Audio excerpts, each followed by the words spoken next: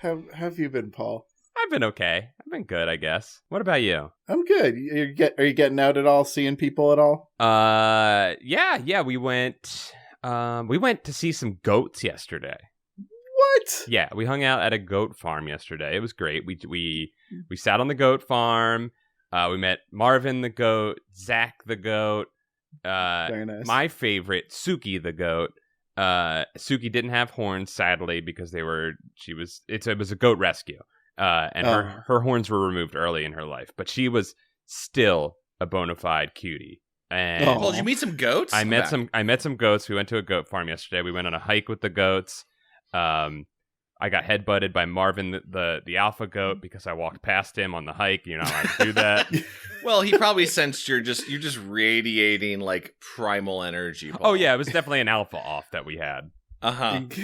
Did it hurt? Was it like a punch? Okay, so his goat headbutt was not too painful, other than the fact that a goat's horns are curved. So he hit me and then did a yank back, and that got me just above the crotch region.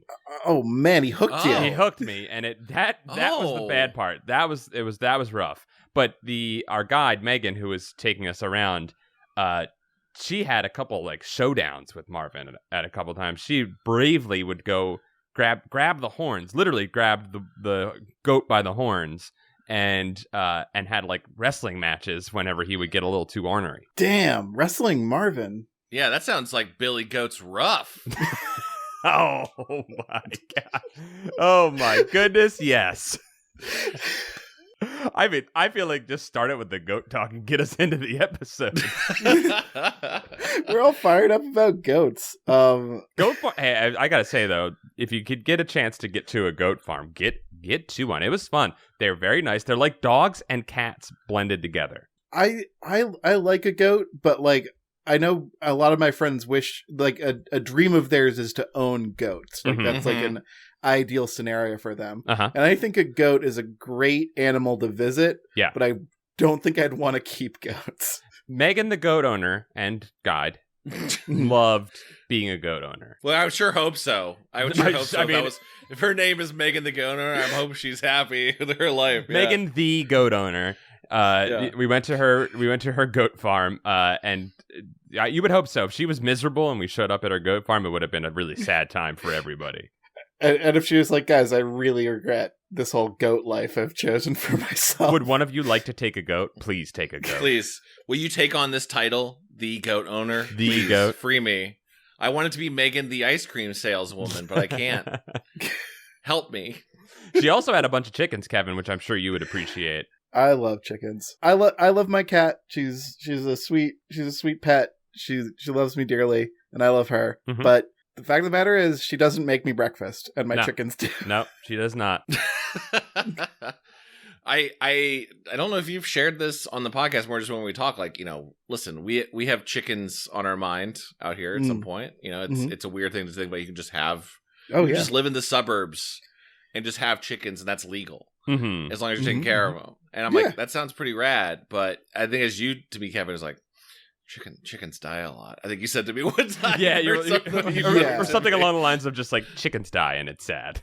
Well, yeah. So the classic line I've been throwing out for years is, when a chicken gets sick, there's no chicken doctor. You're the chicken doctor. Oh my god. Oh boy.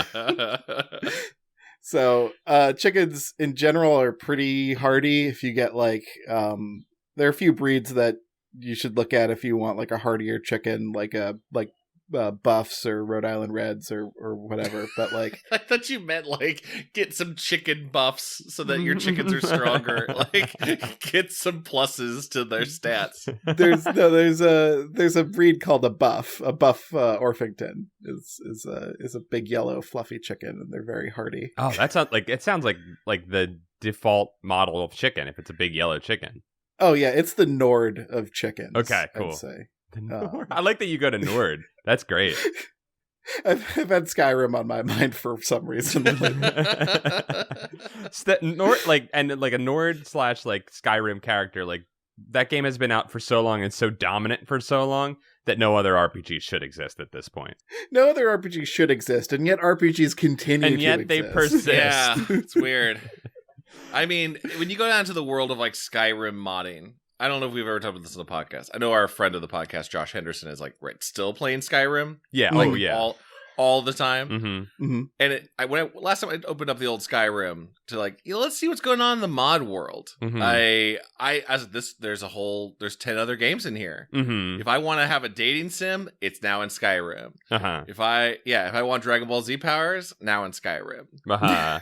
And I definitely like, I just went hog wild where I just added so many like, oh, this looks like a cool mod. Sure, I'll put that in there. Oh, this looks like a fun user-made mod. I'll put that in there.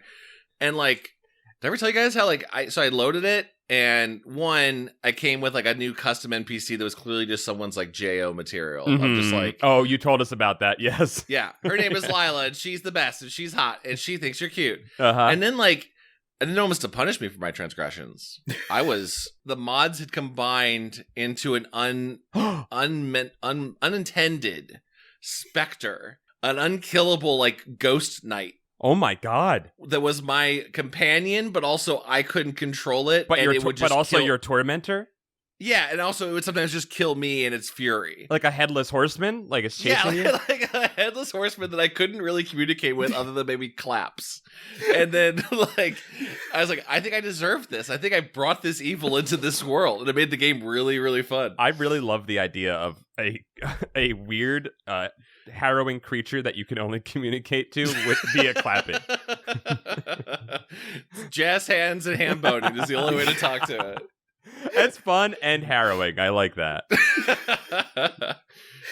I think in my experience, like only 1 or 2 mods have ever actually improved a video game's experience for me. Uh-huh. Yeah.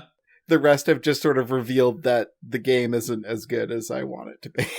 Can you give me examples? A mod I feel most of the time is like a band-aid for a game, like like graphical mods and stuff like that, and user interface mods are a different thing, I'd say. Yeah, but like when a mod adds gameplay to a game, most of the time I'm like, this is bad.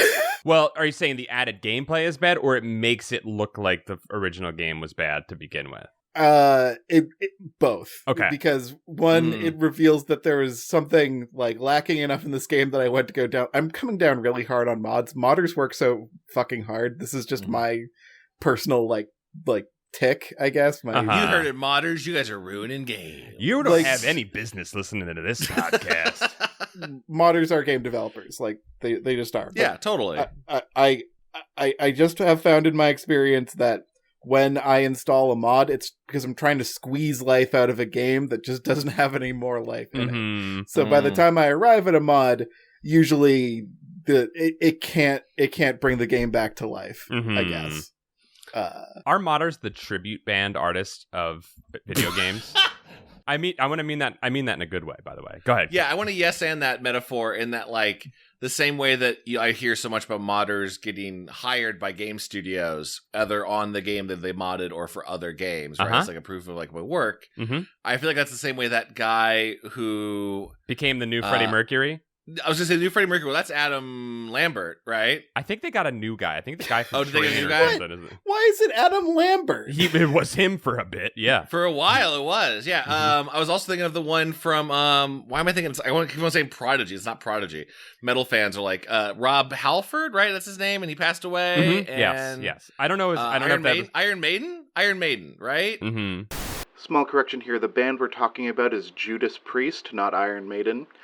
Chad would like you to know that he was wrong, and he is not a real metalhead. And like a dude from a cover band got hired. It's also the plot of that terrible Mark Wahlberg movie, Rockstar. Like, one for one, I'm in a cover band of this band, and now I get hired to replace the lead singer. I'm like, that's kind of like a modder, using this to get hired, right? Yeah, definitely. The cover band stuff. And I was gonna say, like, Black Mesa is like when the band gets so good at doing what they do, like like that one Beatles band that goes around and tours and like does the shows now. Like that's that's a Black Mesa situation, I suppose. I like when Paul and I have game design, opinions, and Kevin goes, "Yeah, okay." I mean this very positively, Kevin. I mean this incredibly. I went to see the Beatles experience with my mom, and I gotta say, look, it's not like you're playing. It's not like the Beatles are there, but you're like, wow, this is nice. And it's like when I played Black Mesa, I was like, this is an incredible achievement, what you have done here, and you've allowed me to relive once again the thing that I loved in a new time, in a new era, and I appreciate that. I think it's a great thing that they did, both the Beatles and the Black Mesa people. I feel like modders are more like the people who repair potholes out of their own pocket when the city can't be bothered to do so. Yes. Like they're more driven by like a duty to the environment or the game. And I think, let's set the Beatles one aside for a second here. But I think I know people who were in like a Devo cover band, right? Cool. And it's for the same reason. It's for the same altruistic reason, Kevin. It's that nobody can. Devo is not a band anymore. And they were like, well, someone has to play the Devo songs so we can go and hear them live. You know what I mean? Sure. They're doing a public service. Yeah. There's a local Boston band that is a Weezer cover band. Yes. And they cover early Weezer. Mm-hmm. Cool. Mm-hmm. And it's like that sort of cover band is born out of frustration, yes. I feel. There's a need. There is a hole in the world. Yeah. A Rivers Cuomo-sized hole. Our rivers runs through. A rivers runs through us all. I think about like I told you, now I'm just realizing how my immediate thought about when Cyberpunk 2077 came out, it was just, a hot fire. Mm-hmm. I remember going like, well, at some point the modders will fix it. Like I had that thought of like, I'll wait. I'll be good. I trust less the developers than the modders. I was going to make the joke that when you installed all of those Skyrim mods that you loaded it up and you were just playing Cyberpunk at that point. It had just become it's such weird a mess. That evokes a similar feeling. Yeah. Yes. You had just reached a state of Cyberpunk completeness. I'm trying to think of like mods that have actually been like helpful for me. And I know we should talk about this book. I feel like Planet Coaster had some dope ones where people actually like, hey, this person, actually spent 20 hours making a new custom roller coaster that you can just import yourself. Like, cool, thanks. Or I probably told you boys about BattleTech, a game that I love-hate. Yes. And every turn is excruciatingly long because it's like rolling the dice, but also like stopping the camera and then like now roll dodge stat that you can't even see. So you're just looking at like tiny models of mechs not moving, and it feels like every turn goes for 6 minutes, and just waiting for it to resolve. And then like I bought a mod, I downloaded a mod that was like, we're gonna make that go in 2 seconds. Enjoy your day. Like, cool, thanks. It's also weird the game developers did not think to do that. Right, right. And again, they're filling the potholes in the game. I liked there's a randomizer mod for Dark Souls that puts like different enemies in different places and mixes up all the treasure chests and does a bunch of cool stuff to make it sort of different. But I think the best mod I ever installed was in XCOM 2 you can get giant robots, and there's a friendship system between yeah, you can get big robots in XCOM 2. Cool, I completely missed that. Sorry, go on. Yeah.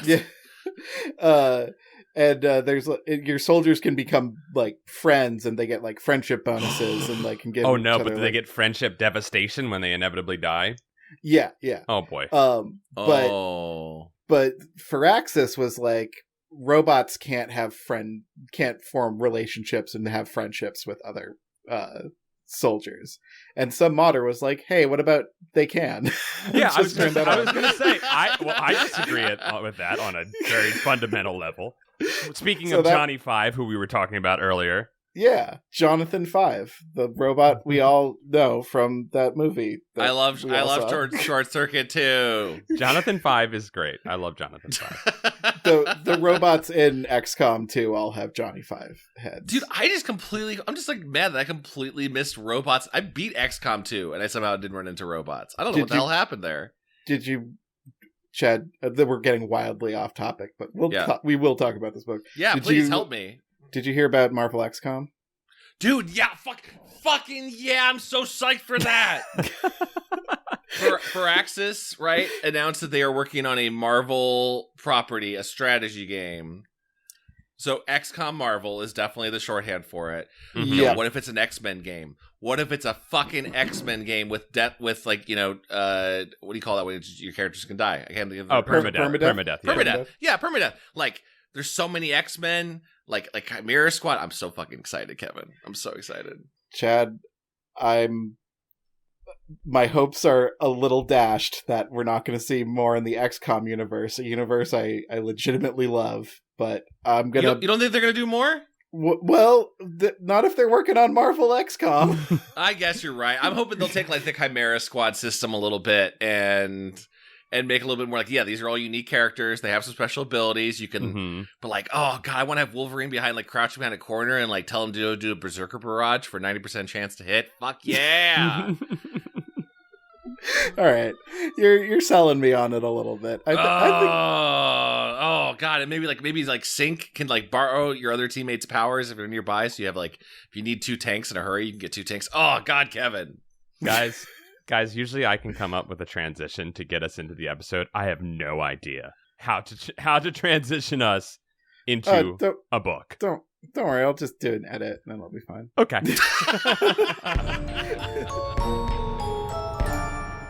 Let's get into HorrorLand, guys.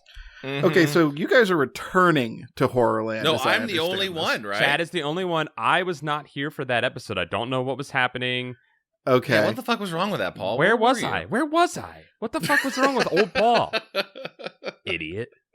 If you know, tweet at us and tell us why Paul was there. I was probably dead, according to Chad and Dom at the time. I feel like that was our usual, as we invented a way for someone to be dead. Dead or the Nega zone they were in. Yeah. Yes. Yeah. So I was the only one. I'm gonna believe that was me, Dom, and Dodger. Yes. Yep. Yes. Wow.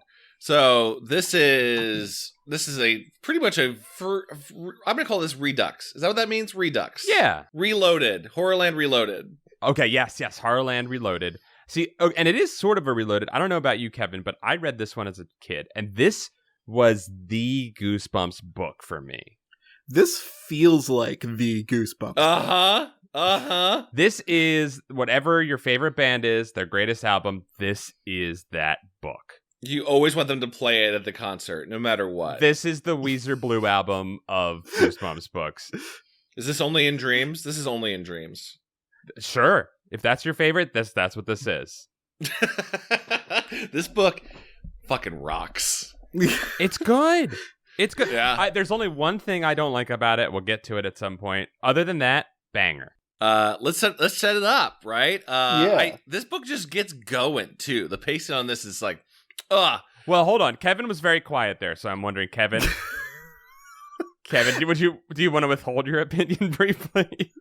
I'll lay it out. I feel like there was time and consideration put into this book, so I don't want to knock it too much. Right.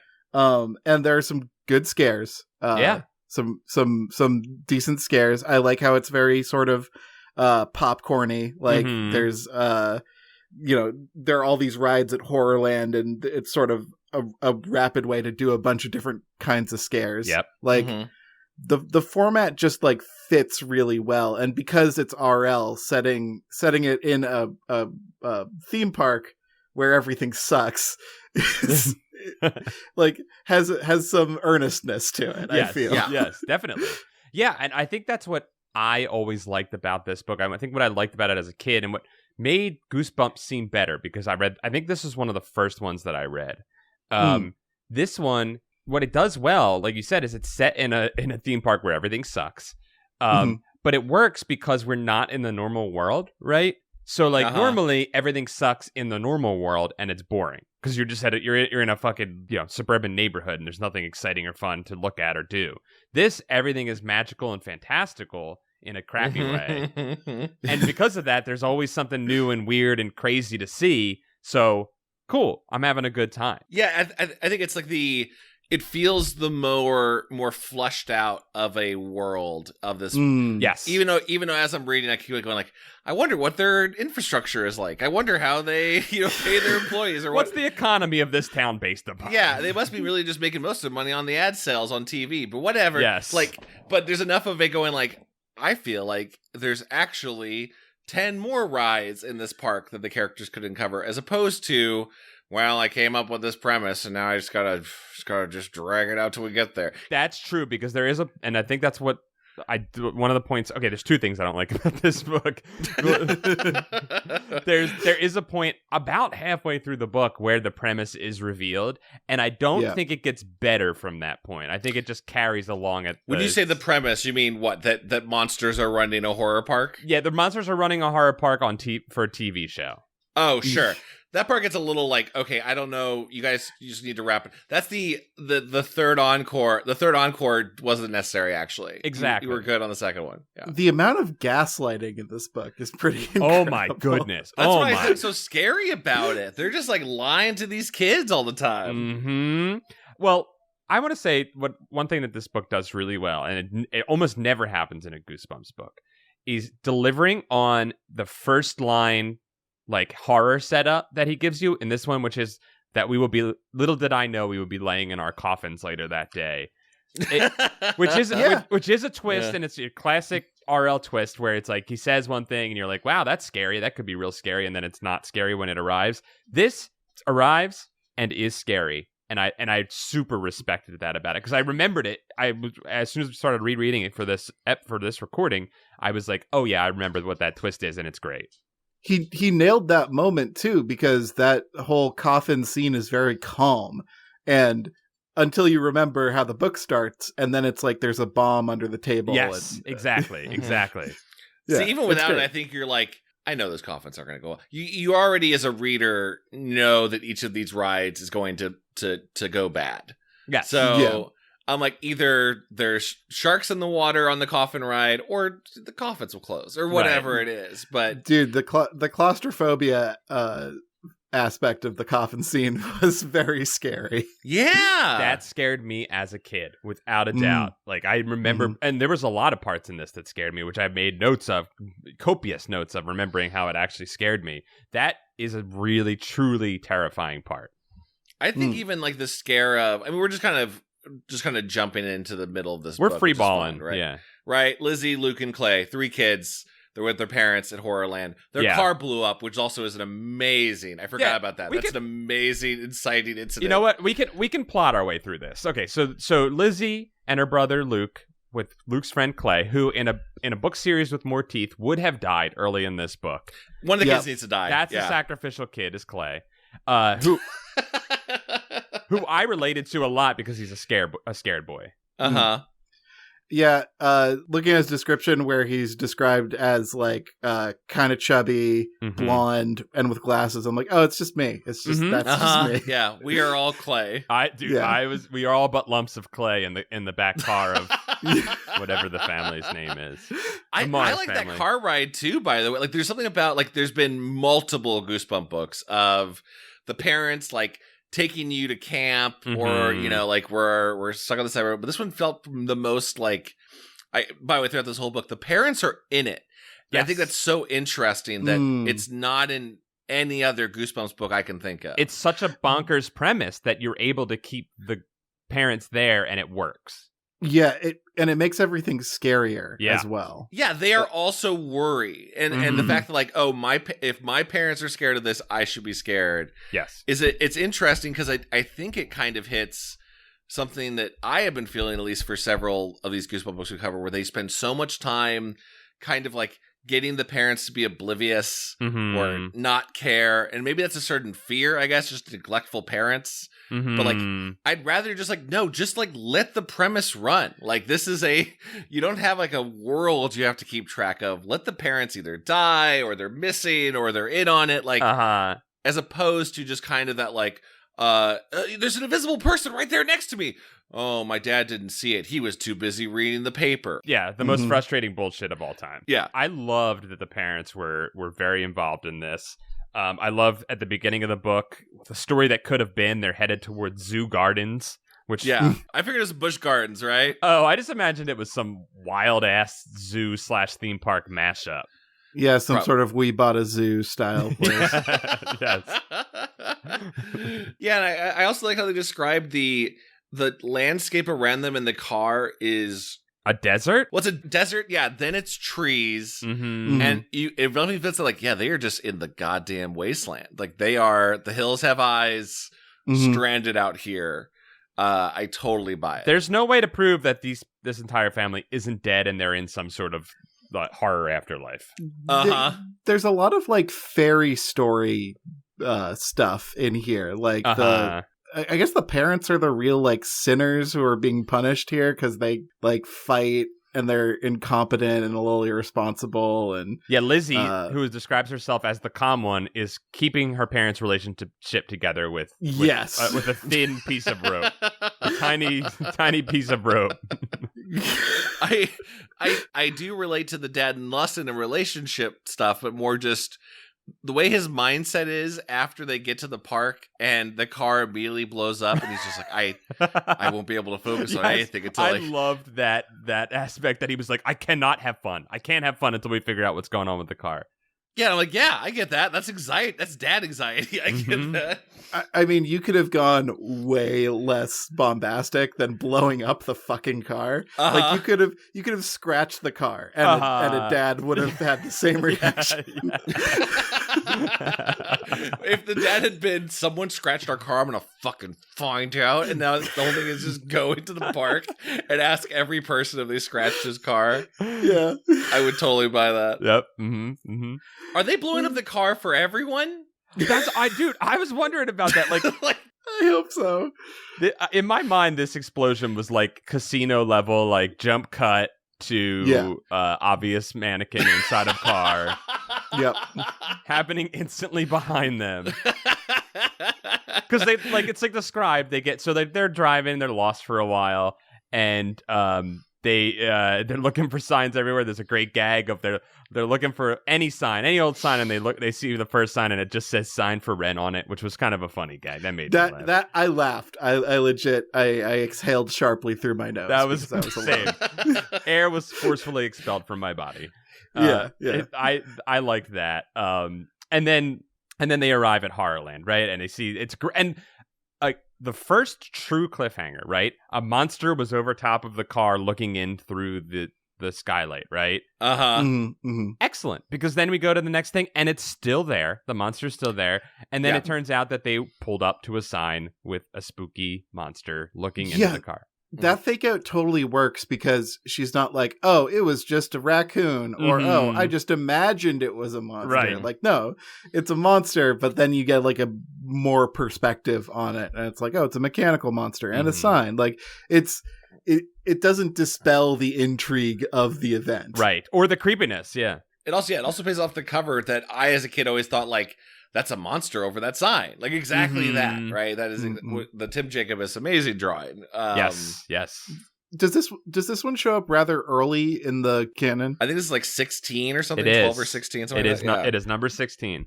The Tim Jacobus cover has sort of an old school style to it, I feel, for this one. It has that mid 90s, early 90s fantasticalness to it. Yeah, I feel like one closer to the end of Goosebumps would be more character focused and have like one of the horrors in there of Horrorland, which, by the way, I pictured as the Philly Fanatic, and without a doubt, awesome. They were all fanatics, all gritties, all of them. Yes, yeah. You know what I did think though, and there's three things I don't like about this book. The obviously not a first draft name of Horrorland Horrors. Yeah, they can plus that a little bit. Plus that up, RL, please. Yeah, and then like because horror, the word horror in capitals is on every page, and like also Horrorland's a thing. Like when characters are horrified or they stare in horror, it's just like this word has lost all meaning at this point. This is just a jumble of sounds now. Yeah, I mean, I think this is.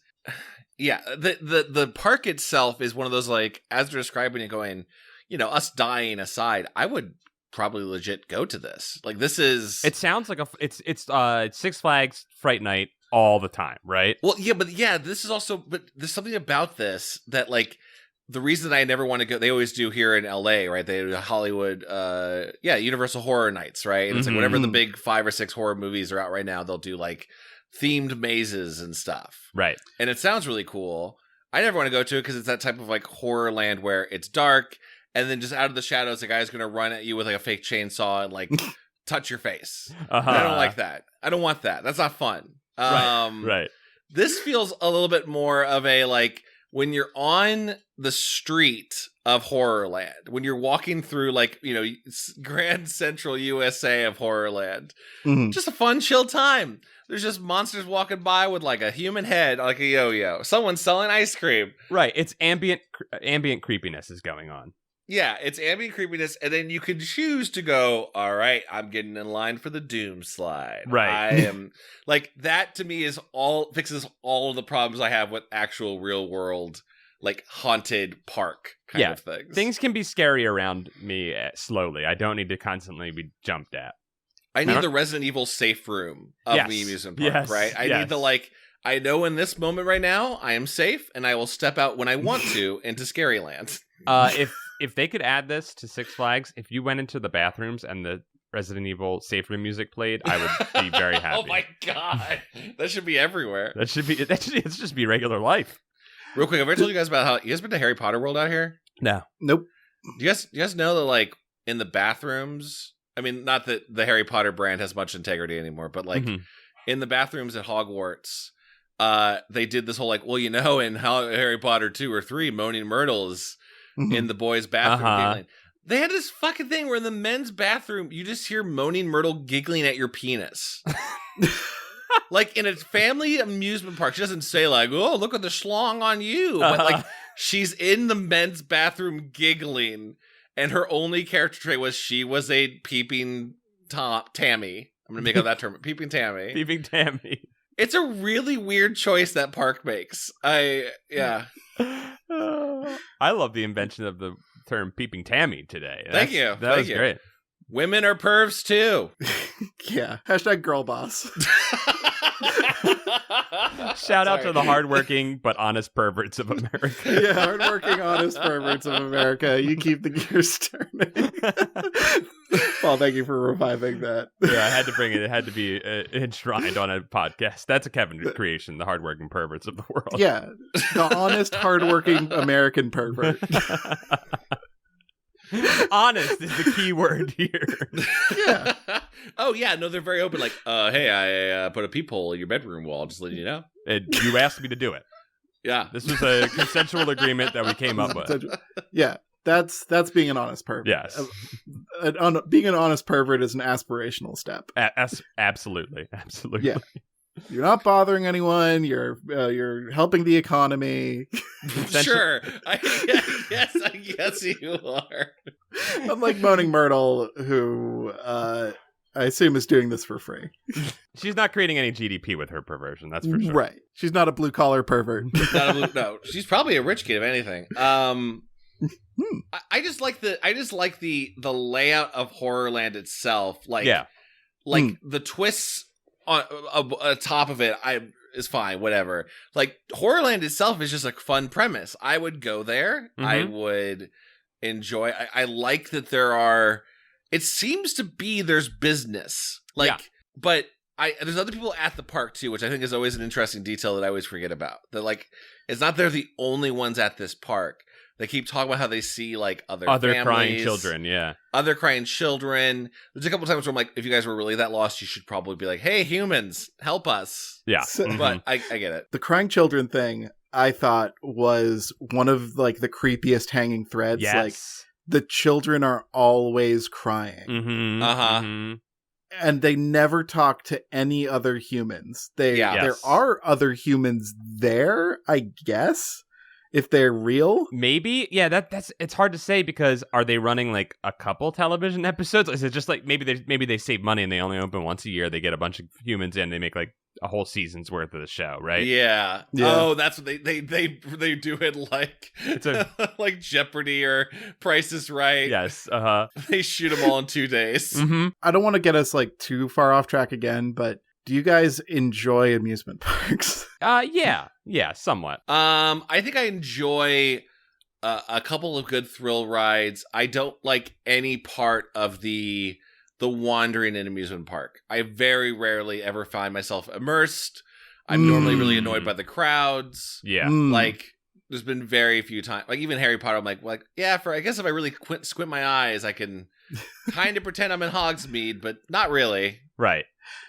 Yeah, I've just kind of avoided most amusement parks all my life because I've said this before on this podcast, I think, but I'm not huge into mandatory fun. Right. Yes, I'm with you on that.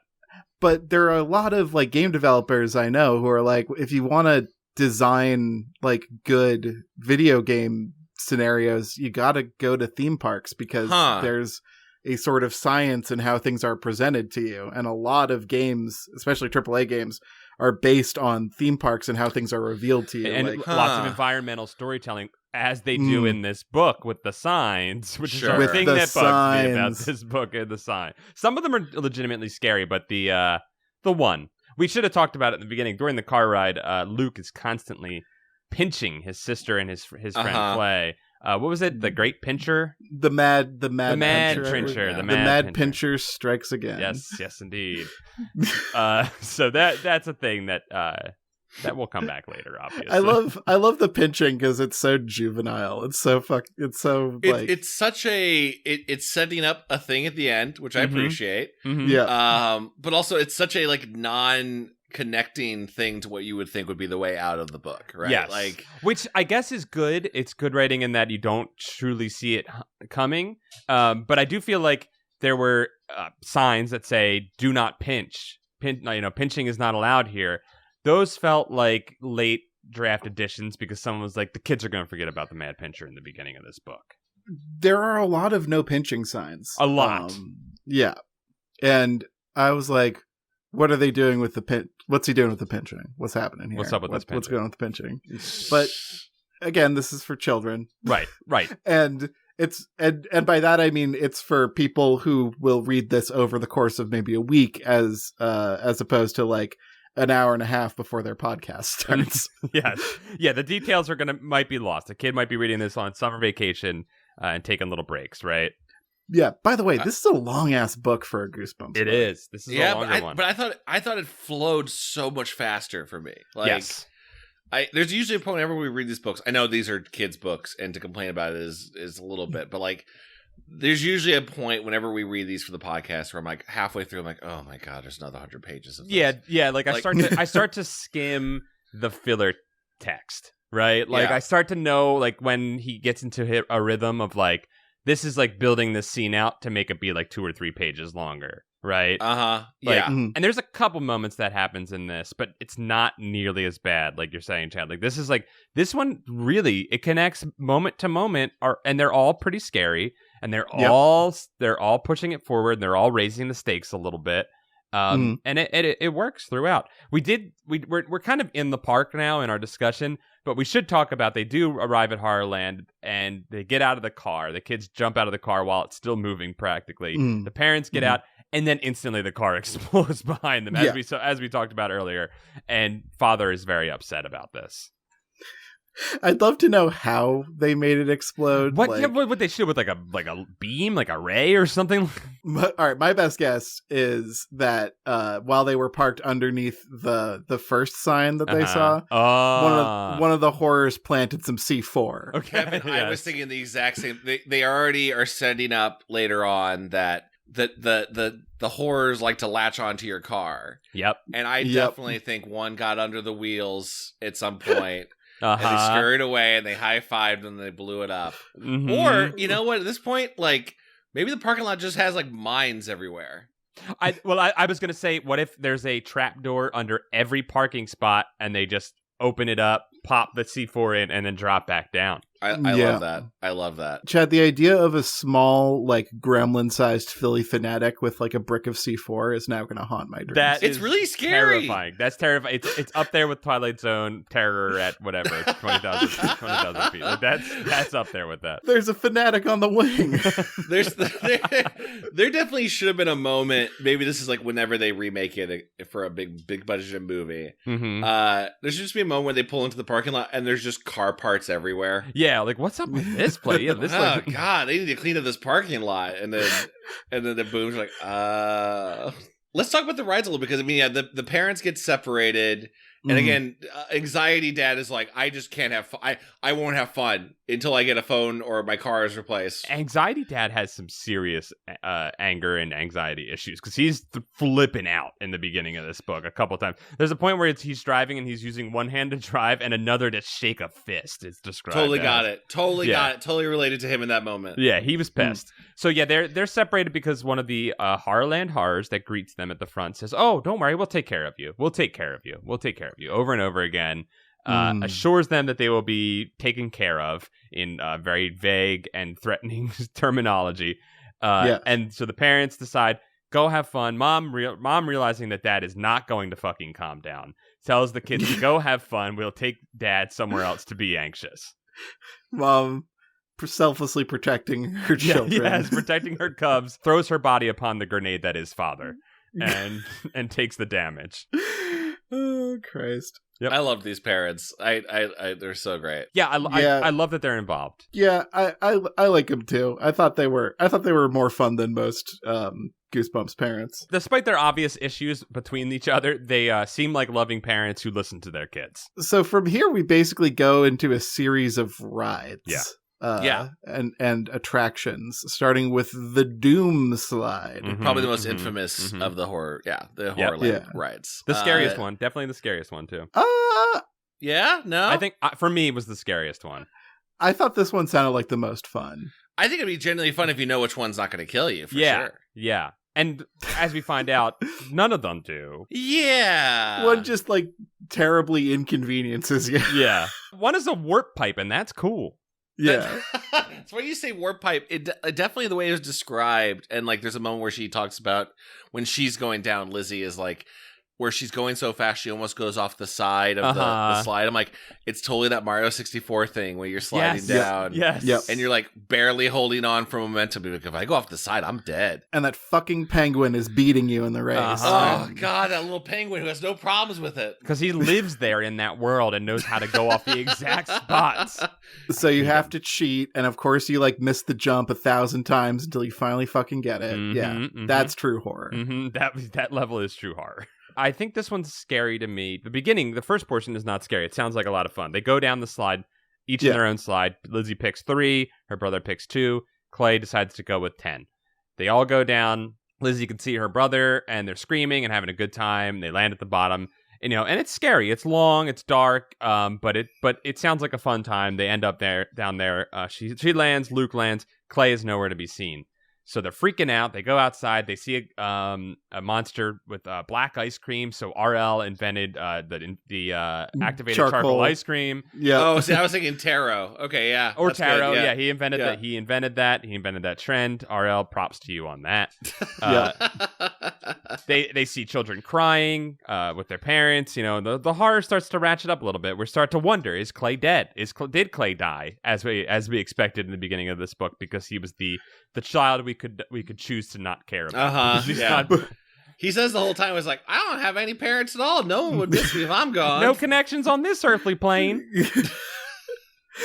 Now's as good a time as any for me to bring up that I love that all of this takes place in broad daylight. Yeah. There's something really cool and scary about the fact that this all takes place not at night, but like under the sun. This is the midsummer. I totally got midsummer vibes from this. Yes, I thought about that. This is the midsummer of Goosebumps books, and it's that good. Especially when like the later crowds of horrors are coming at them. Like this feels very like you are in a place. It doesn't matter that it's broad daylight. Doesn't matter, you're in danger. Just overwhelming numbers. You are alone here. I think it was implied too that their monster penises and boobs were out. Yeah, that's Philly Fanatic. Baby. That's Philly Fanatic. He does not wear pants. And his dick has that little like silly string thing that shoots out just like his nose. Yeah. Yeah, it has that little like New Year's Eve party favor like thing. Yeah, that's what you call it. Yeah. And he honks excitedly. Oh God, he always honks. He never stops honking. The honking. The honking. So they're walking around seeing these horrors in broad daylight. It's scary. And they go back in and decide.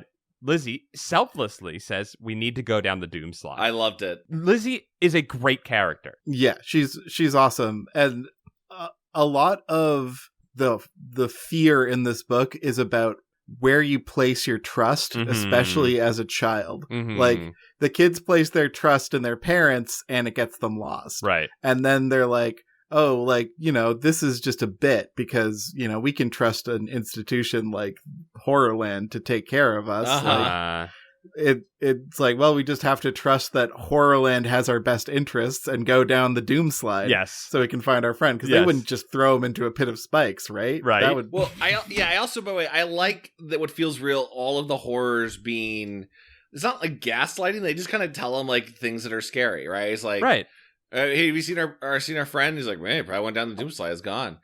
Yeah. The monsters are they have no bedside manner, and they're very honest. Which feels like this is also what it's like to go to a amusement park where a high school kid cannot give less of a shit about you finding the parking lot. Kind of thing. Right. There's some really great horror moments. Like R.L. chooses to end a lot of the chapters on something a horror says. Yeah, I love it. And this one. Like, this chapter ends with, the horror was silent for a long moment. Then she said in a low voice, just above a whisper, maybe your friend chose the doom slide. That one was great. That's scary. Yeah. My favorite one, I think, is a chapter 2 after it, where they're reunited after she's gone down and found Clay. Yeah, Clay's fine. Yeah, Clay's fine. I don't completely understand the joke of they land and there's a sign that says like welcome to Doom, population 0 humans. Yeah, I don't understand that. I don't understand that part. It didn't say it would send me to my doom. It's not really the play on words it said, but no, fine, whatever. No. But it was fun. But real quick, I do want to explain why I thought the doom slide was scary, because it is implied. To your point, it is not implied that you will be taken to your doom. The terror of the doom slide is that you will slide forever, right? Like that is what is said on the sign outside. I don't know. There's plenty of slime to eat, like the random slime that hits your face. Yeah, there's cobwebs. You could eat the spiders, I guess. Mm-hmm. Yeah, you're gonna live forever. But that's what's scary about it, guys. That's what scared me. And I remember as a child being scared about this. This hit a lot of fears for me. It's like looking at the lady on the Land O'Lakes thing, and you see her holding the Land O'Lakes lady on the inside of her, and then she's holding a Land O'Lakes lady on the inside of her. The recursion. You're confronting infinity for the first time. Yes, you're confronting the void. And that was what was scary about this to me. And he does a good job of, like, the whole chapter, the slide keeps going. And that fear, and he lets the kids sit in that fear, being like, when is this going to end? And it's implied that they're going for a long time on this slide. So I think that does a really good job of actually being a very scary moment, of making them encounter the infinite void and look and stare into it. Purgatory of sorts. Yes. As an adult, I don't know, could be a good life living rent free in the doom slide. The doom slide sounds like fun. It sounds like there's always something new to see. It's constantly shifting and changing. Plenty of novelty, and like you said, plenty of free food and free rent. Free slime. Free slime for everyone. Yeah, anytime you want it. But no, even in a utopia such as HorrorLand, nothing is free. They're dumped into doom with Clay. Yep. Yeah. I also that felt like a real ride. There's a couple of these where, not to say, like, some of the rides feel like amusement park ones, right? And then there's a few of them like where this is, if I had to give it any real complaint, it's like it's a fair, right? The fair, like the vampire barn that they go through. The Bat Barn. Yep, the Bat Barn. Bat Barn. Sorry, there's Vampire Woods or something. Whenever I read this, I think of the video game. Oh yeah. We totally glossed over the fact that they're attacked by a dog as soon as they enter the park. Wait, a dog attacks them? Well, they see a dog. they see a werewolf in the werewolf woods or whatever. Scariest part of the game, the DC, the DreamWorks game when the werewolf attacks you. So fucking scary. I never got to play it. We have to play that on. We definitely need to cover it sometime. We got to do that on the stream for sure. I there's something about like a few of those though where it's like I don't know if like the Bat Barn is an amusement park thing. Yeah, totally. It's a nitpicky note, but just like I don't know. It should be like, oh, this is where all the food is, but there's bats everywhere. I don't know. Right. Yeah. Like bats are cute. I don't really have the bat fear that. No. Or the fear of winged things. Like there's a part where like a monster folds up one of the kids, I think Luke, in its wings. Right. Yeah. And that's supposed to be really scary. I'm like, that sounds lovely. Yeah, it sounds like I'm being nestled. That's like being an embryo. I want to become the embryo again. That sounds great. Please wrap me up in your vampire wings. Yes. Yeah. Tuck me into your wings, Daddy. Yeah. So like, yeah, I'm with you. Although I've never been trapped in a dark barn with a bunch of bats. That could be scary. I'm not positive how I would react in that situation. You never know. You gotta experience it. I need to experience it first. Yeah. But they show up in Doom, and Clay's just been hanging out there, and they're like, "Well, let's go on another ride. These sure are scary. Let's go on another ride." And then they make the terrible mistake, to your point, Chad, of seeing one ride, the Horror Rapids, and another ride, the House of Mirrors, and for some reason they picked the House of Mirrors. Yeah, I thought that was a weird choice. Very bad choice. Horror Rapids, the rapid rides at amusement parks, always fun. Funhouse Mirror in a park is always just like we're going to walk into mirrors a couple times and be too hot. Yes, that's the one that you go on because it has no line. That's the only reason you end up in the House of Mirrors. So they go in the House of Mirrors, and they have classic House of Mirrors bullshit happens to them. Smack their heads into some mirrors a couple times until they get to a point where they find each other. After they get lost and separated, and they find each other, but they are separated into individual glass cubes, and they can't escape. And then the trash compactor scene of Star Wars happens. I swear it was supposed to be a reference to that because he talks about Luke pushing against the wall. I hadn't thought about that. I instantly thought of Luke pushing against the wall and not being strong enough. That's great. And a great scare here. They're about to be crushed, and then the chapter ends and the floor slips out and they're dropped out. And this is why this book is good, because normally we'd be pissed off, right, about the fake out of the threat to their lives. But in this book, it's great because it's just the rides. Again, it's scary. Yeah. Oh my God, they're gonna die. Oh no. And it's just the rides. They're just meant to scare us, take us to the point of death, and then let us be free so that it's true terror, right? It excuses all of the bad cliffhangers that we normally hate in these books. It does a lot of work to excuse the bad cliffhangers. It does. Well, okay. What I will say is it creates a reality consistent with what we think actual reality is. Right. There we go. That's sure. That's deep. Again, like all of this is about like putting your faith in something like an amusement park and hoping that it's not trying to kill you. Right. Like RL is writing about like, he's like, I don't know how a human can trust anything. Mm-hmm. yeah. Damn, dude. Now that's deep. And RL, that shit's deep, bro. But that's like his H.P. Lovecraft shtick. He's just like afraid of fucking everything, and he's crabby about everything. But it all comes into like a conflux here where it works. Where like his crabbiness about amusement parks like works here because this amusement park is trying to like they aren't even really trying to kill these people, or if they are, they're really inefficient about it. They are at the end, it seems like, which I think like you kind of ruined the whole thing for me a little bit, I'll be honest.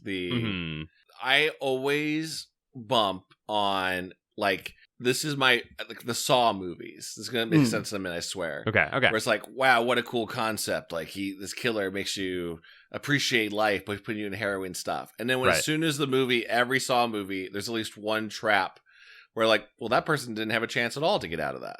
Right. Like, that person is dead just so another person could have a trap.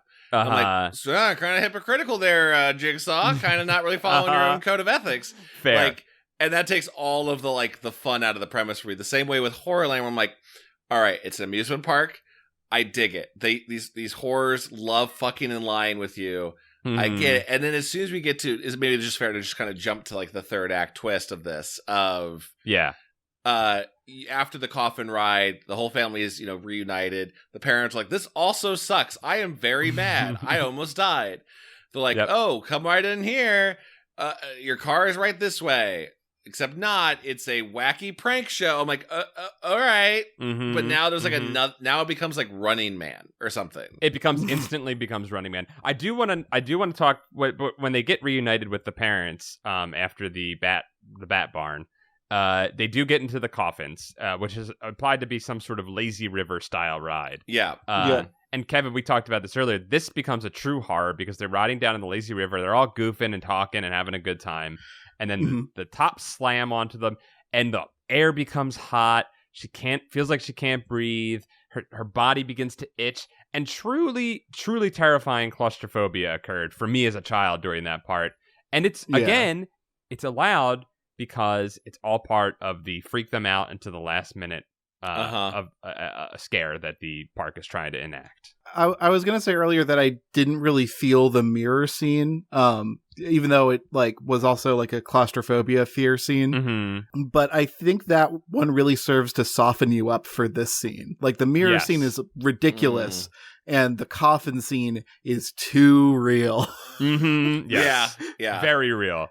Yeah. It's just, it hits all of those really uncomfortable feelings of, I can't leave the room. I can't take my shoes off. Like there's no freedom in my future. I think there's a really scary detail in there too, where like Lizzie is hearing screams next to her in the water going, is that my mother screaming? Right. That is like the person you go to for love and comfort and support is also horrified for their life and you can't help them. Is darker than most of the Goosebumps books. Yeah. I would argue. Yeah, this is definitely the darkest one. And again, like we said in the beginning, the parents being along for the ride raises the stakes of this one. And I think this does a good job of separating the parents in a classic Goosebumps style, right? Letting you experience the horrors without the parents, and then when the parents are brought back, it's like, okay, safety has returned, and then they're thrust into the same horrors, ratcheting the stakes up one more time. Because you don't expect to see those parents ever again. No. Like, if there's a casualty, it'll be the parents. Right. Because in the back of your mind, you're like, how are they going to get out of this? Their car's exploded. Mm-hmm. Like, there's nothing for them. Like, it does a really good job of making you feel trapped in Horrorland, which is good. Yep. I've seen a lot of this stuff in other books, even though I haven't read as many as you guys, but it hasn't been nearly as well executed on as this one. Like, he just seems to like nail it in this one. It's just, I know. I almost feel like this was the first book. You know what I mean? It really does feel like this is the first book. I feel even the movies are kind of chasing this book as well. Which is why I'm also, we talked about this last week, we read about the Goosebumps movies. It's really weird that they are not doing a Horrorland movie. It feels like there's so much more you could do with it. And the horrors are really cool looking. Yeah. Very marketable. You can make a Minions-esque product line out of these creatures, right? Like, you could make them goofy, you could make them scary, you can go in whatever direction you want. They're very marketable. The branding is great. You can make the movies, and then you can make the real Horrorland that you can go to. It's all there. Why has someone not even in the TV adaptation, like, as bad as those masks look, I think that design is still pretty solid. Oh, I feel like we have to watch the TV episode of this. I've never seen it. Yeah, it's like green orcs with like big ram's horns, so it's both kind of generic, but enough of like, if you show me that, I'm like, oh, that's a Horrorland horror. I know exactly what. Yeah. I'm looking at them now, and they're the names Black and Wretch Sniff are the names of the characters. I'm not sure if the MC has enough charisma to like go toe to toe with Slappy though.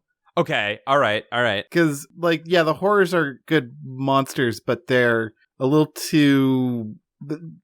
You need like one character with you need the Iron Man of whatever Horrorland is. Yeah, sure. Yes. Because that's all folks care about is like the character. Like, who's the character? Right. And I don't think the MC is it. I think you have Slappy lures a family to Horrorland, and he's running Horrorland. Sure. Yeah. If you do that, Slappy owns Horrorland, this becomes it becomes incredibly monetizable. We're rich. I'm pretty sure there's already, like, because we are going to dip into like the HorrorLand books and the Slappy's World books, I think there is a Slappy's HorrorLand book out there. There has to be, right? Yeah, I think there's somewhere in the Lexa, the long lineage of Goosebumps books. There is a Return to Horrorland in the 2000 series, which we will get to, and I am excited for that. Yeah. If there's one thing I know about fiction, it's that lightning always strikes twice, maybe 3 times with a spinoff or sequel. It always works out the second and third time. Yeah. If a good idea is good once, it's good for the rest of the time. I loved that a dad got almost killed here. Yeah. Oh man, he takes battle damage. He takes battle damage. Yeah. Yes. Oh yeah. Like, so we should reveal how it happens. So they try to leave. Yes. And when they try to leave, they realize they're locked in the park, and then the Midsummer-esque crowd of horrors surround them. So they surround them, and here I just gotta call out RL because so this is one of his better written books. So I'm inclined to think he put this in because he wanted someone to catch it. Yeah. But here's the line. See if you catch it. Okay. We couldn't run. They had us surrounded. These are the horrors. Yeah. They drove us like sheepdogs herding cattle. Why? They drove us like sheepdogs, like herding cattle. Like they were nipping at your heels, just biting your legs, going, "Come on." No, Chad. Sheepdogs herding cattle. I'm googling now. Can you use a sheepdog for a cow? Yeah. Guys, we know RL has never been outside. It's fine. But it's in the name. You could have just said they herded us like sheepdogs. Like yeah, we know what they're herding. It's built into the name. You don't need to tell us.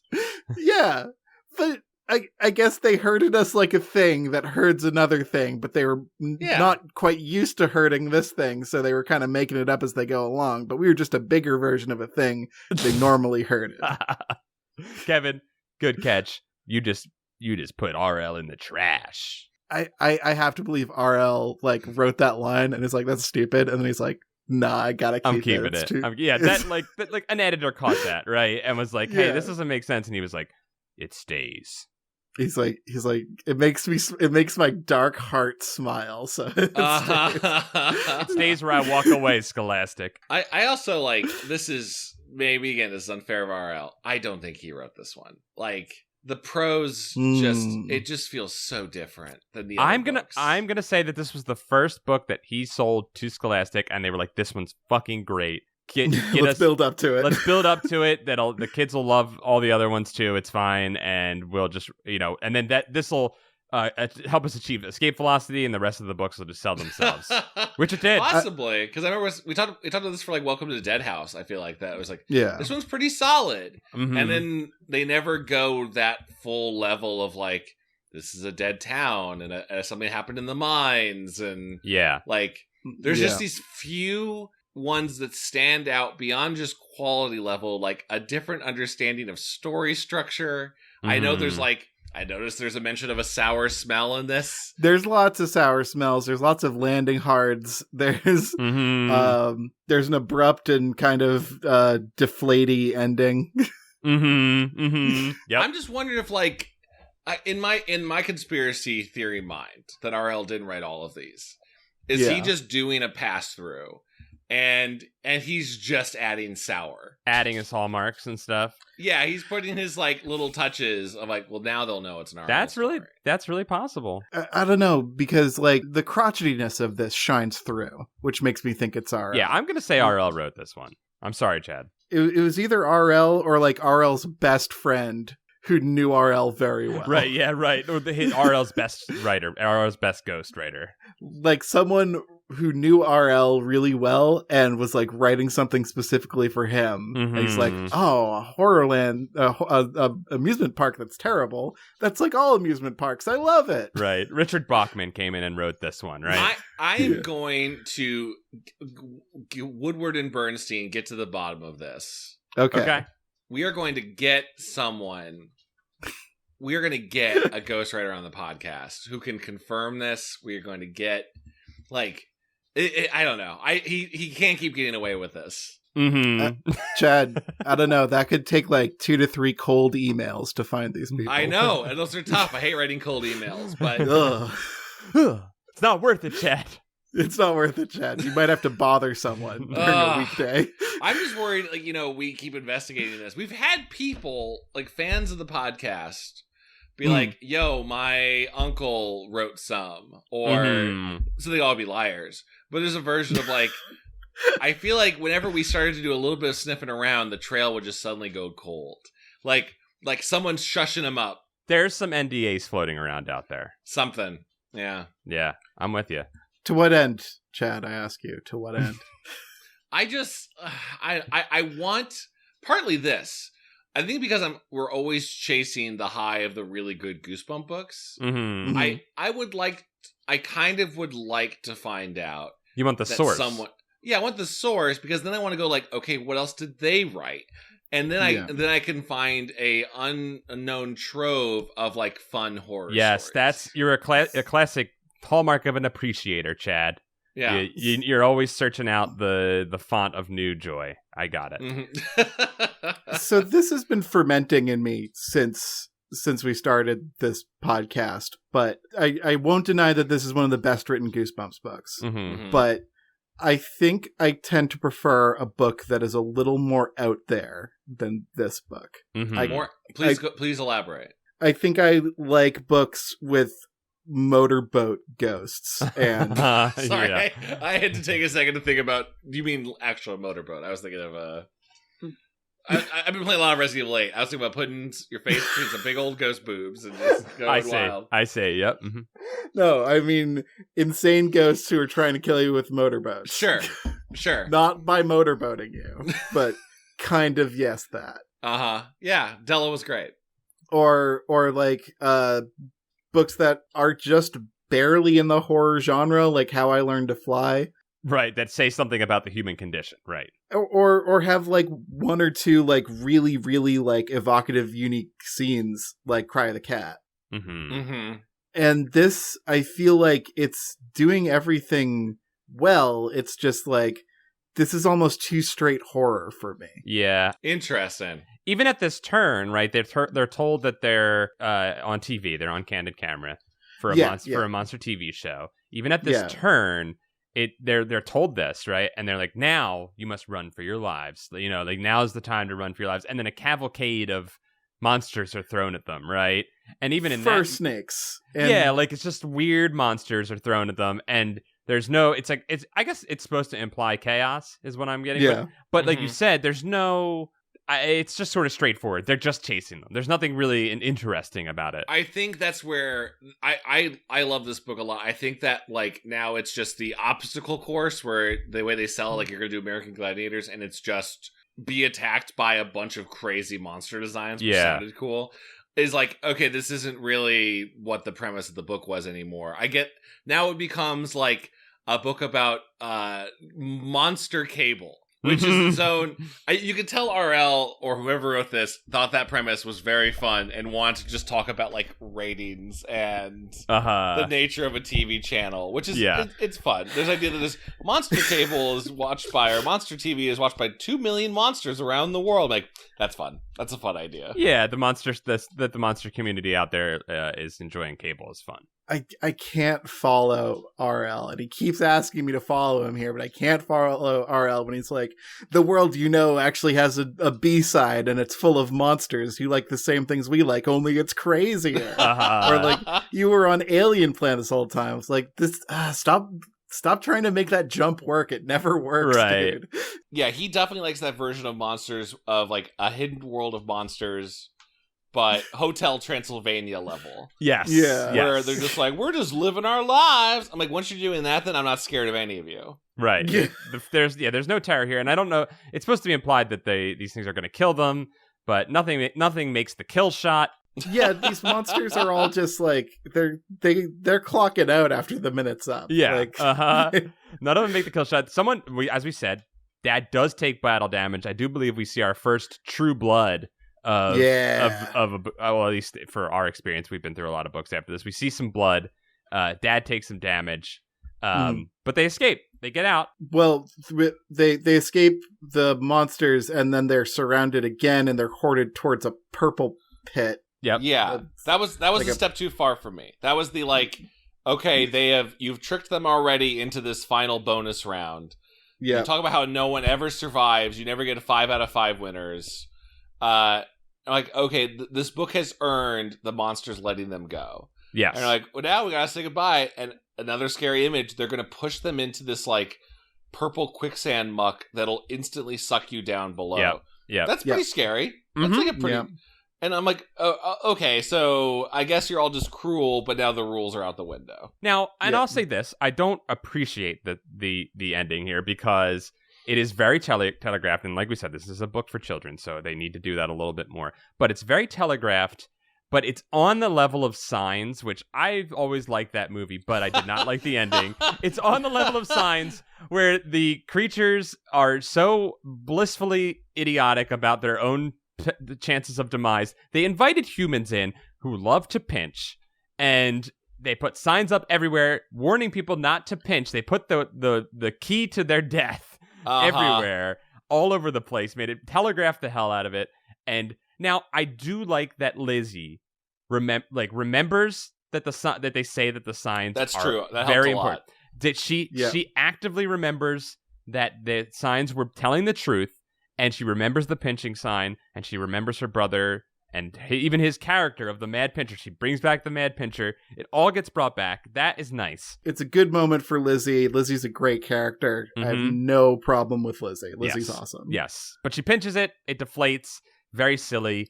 And then they go on a pinching frenzy. They deflate a bunch of them, and they run off. They find a bus. So Paul, you believe that the pinch defeats the monsters, and this is not yet another layer of carnival game. I don't know. I think they defeat the monster. Do you not, Kevin? I think this is all part of the reality TV make oh my god, it's all a thing. Yeah, it's all a thing. So they were I wonder if they'll get they're like dungeon masters or whatever who are throwing, say, apple cider vinegar all over the place. Being I wonder if they'll get that this is the monster's weakness. And they're just sort of crossing their fingers and they're if not, we'll just murder them. But I think the pinch, while it deflates them, I don't think that kills them. No, it doesn't. It doesn't kill them because there's a moment where the monster yells out reinflate her, inflate the monster again. I'm like, okay, so they're just in an inert state.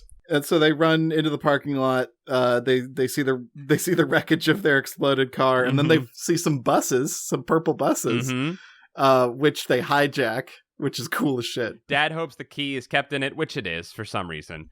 For some convenience, but that's fine. I'll allow it. Buses. That's crazy in itself. That's a big deal that they are bringing people in and out, or that the monsters have to go to their job, their homes, I guess. Right. This is a massive operation, or it's a very large community, and it's nice. The buses are a nice touch, and they escape on the bus.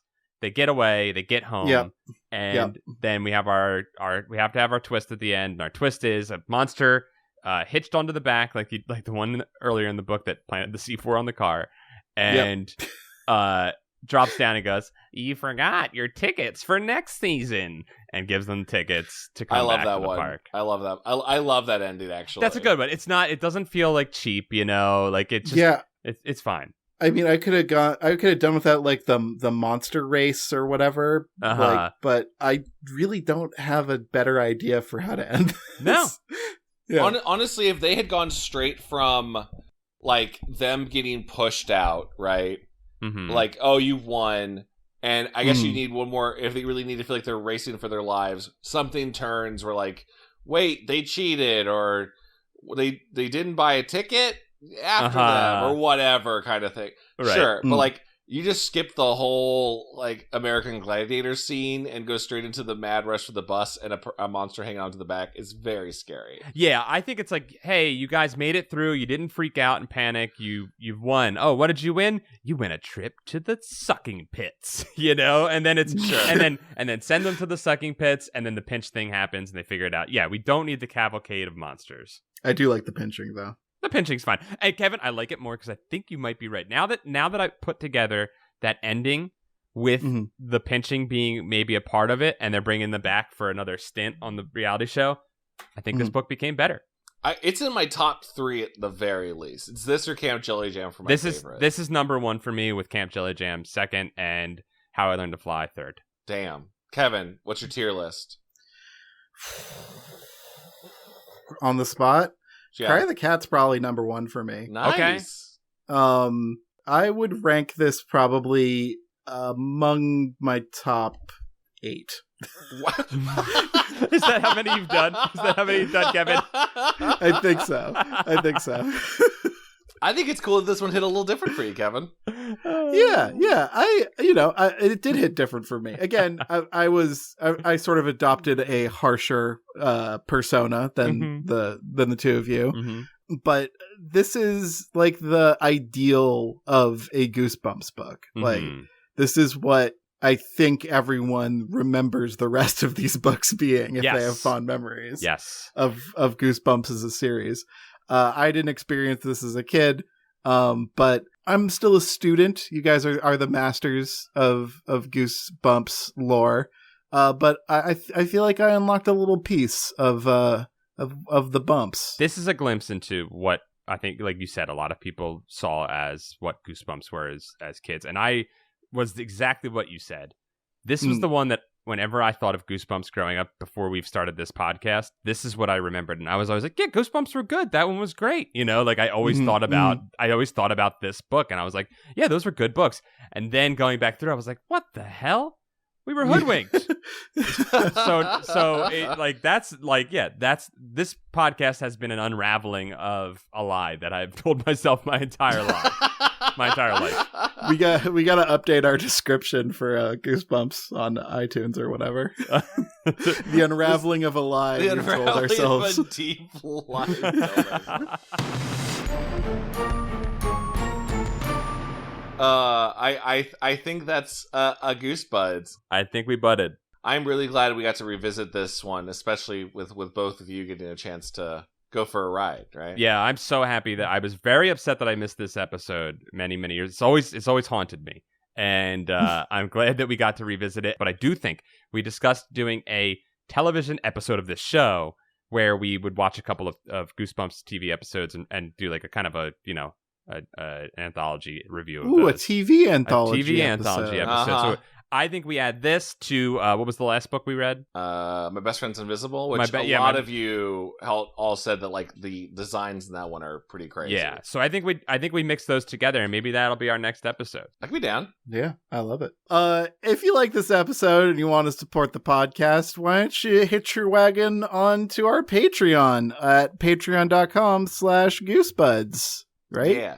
I think you should. There's exclusive stuff on there. There's a special episode of our show called Camp Goosebuds, where once a month we get together and we just hang around the campfire and talk about whatever we feel like.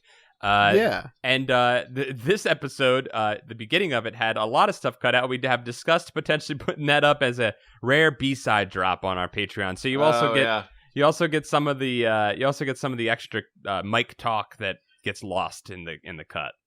Yeah, you get the wheat and the chaff. Free chaff for everyone. And that's a promise. I also want to hype up, like, we're very close to getting to drop some new Goosebuds apparel that the designs for are real good. Boys, yes. The test prints just came in yesterday, and they are looking mighty fine. Are we gonna cycle out some of our old shirts, or are we keeping those too? Act fast, buy them now if you want to. Where can I go to purchase them? Goosebuds.store. There it is. That's the one. Yeah. Goosebuds.store. Goosebuds.store. Oh boy. You can also follow us on Twitter at GoosebudsPod, where we try to share updates on the show. Oh yeah, we drop the hot images from our talks on there. Yeah. Well, summer's sitting here and the pandemic's been defeated, so I think it's time for us to get to an amusement park and just start putting my mouth on everything. Yeah. Pandemic's dead, and now we all have to fight the ghost of the pandemic. God help all of us.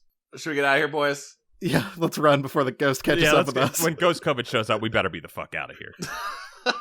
See you next time. Bye-bye. Bye. Bye-bye.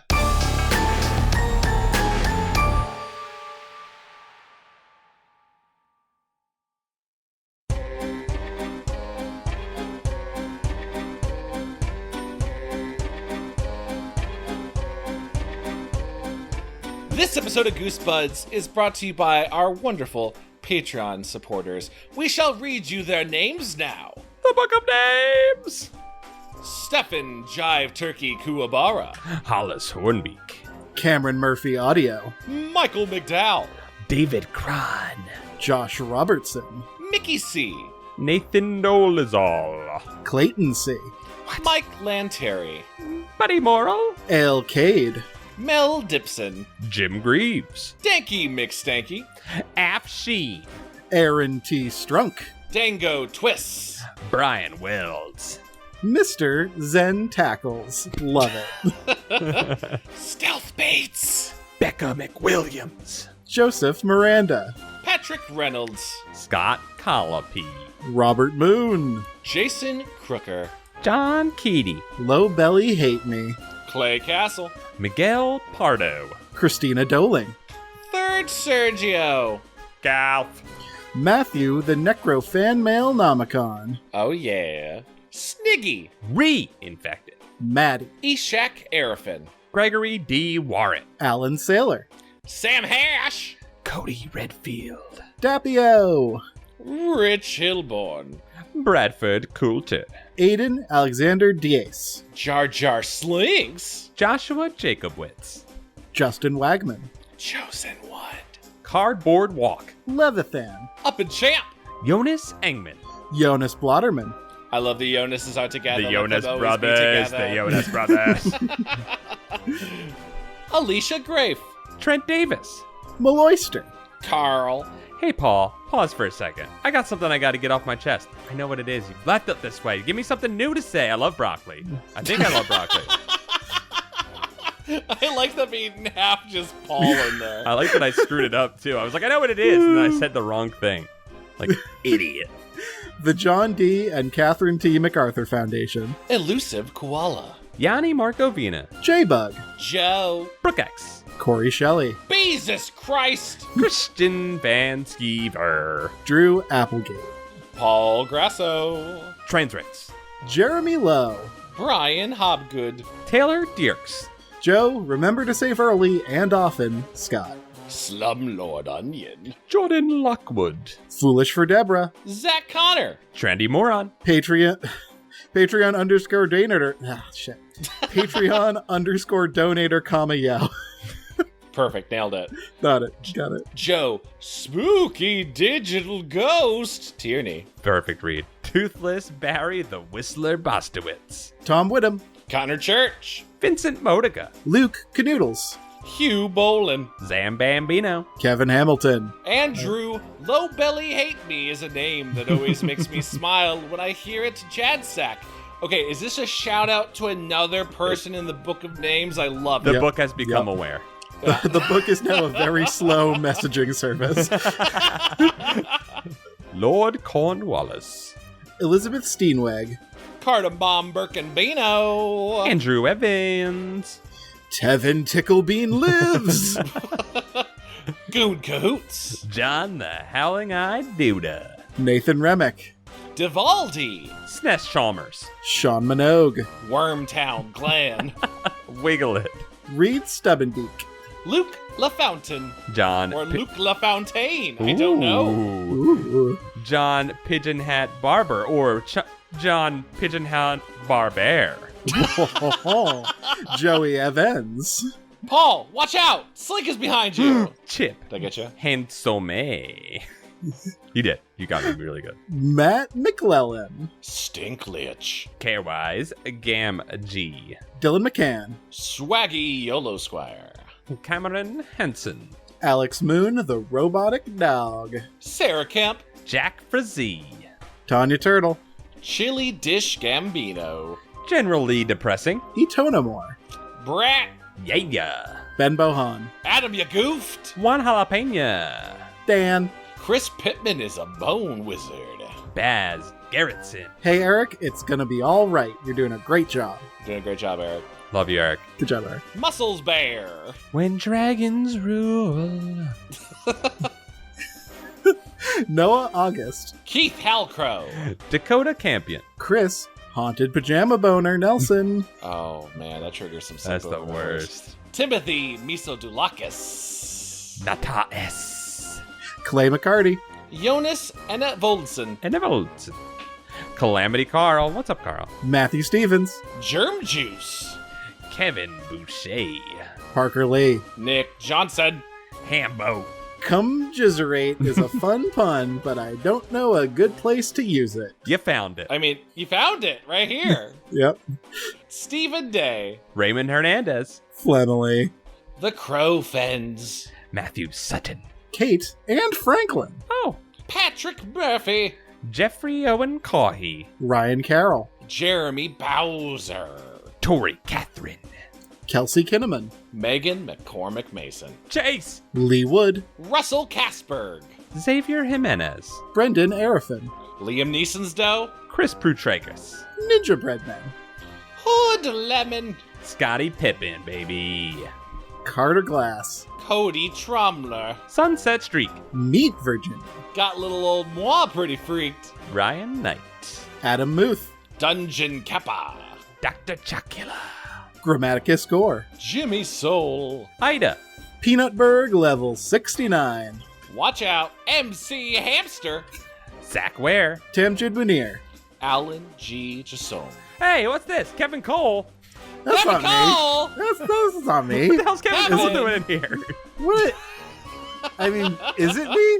I think I am a backer. I don't know if I can. I don't Did know you if I back forget the to level or unsubscribe? maybe it's me, or maybe it's someone. This is some sort of conflict of interest, and I like it. This is And the I'm here for it.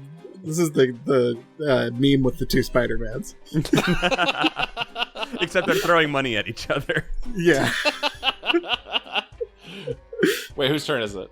Paul said Kevin Cole, so I'll say Tobias Clark, Michael Kupka. Julian Lamendia. Brendan Neal, Moon Juice. Andre Villanueva. FW, Kelly the Barbarian. David Emerson. Aaron Lord, Cody Selman. David Sandoval. Daniel Keith Kieran, B. Latanzi. Courtney Green, Several upset horses. Watch out. They'll get you. Estamena, Lord of Paul's Pants. all hail. All hail, he has the pants. Robert Allen Cook the Third, Sudakis. The Davy Boy. Kenny M, Mike Spaghetti Jones. Alec Foisey. Ashley Northup, List with an asterisk implying could it there's something mean? else that we don't know about. What can I As a mean? footnote. It's a wild card. Esther Shanks. Redemption, Dr. Diarrhea. XX Epic Gamer 42069 XX Smith. I read it as intended that time. Kieran McNamara, Diet Soda. Quigley Jones. Jackie Ledoux. Coleman Laguza. Sad Star. Continue? Wait, Whoa, we're in what's here going too? on? What is What's this? happening? The book has gone a little crazy this week. Chris? 60 Chris, you're in here? Chris who? 69 Pauly Shore 311. Levi Kidder, Jacob. Matt Skellyman. Bryce Deary, Matthew Britado. I am Cornholio. I need TP for my bunghole. Still funny. Ooh. It's always good. Wagmar Wigner, Nice job. Dakota Camp. Welcome, Tarf.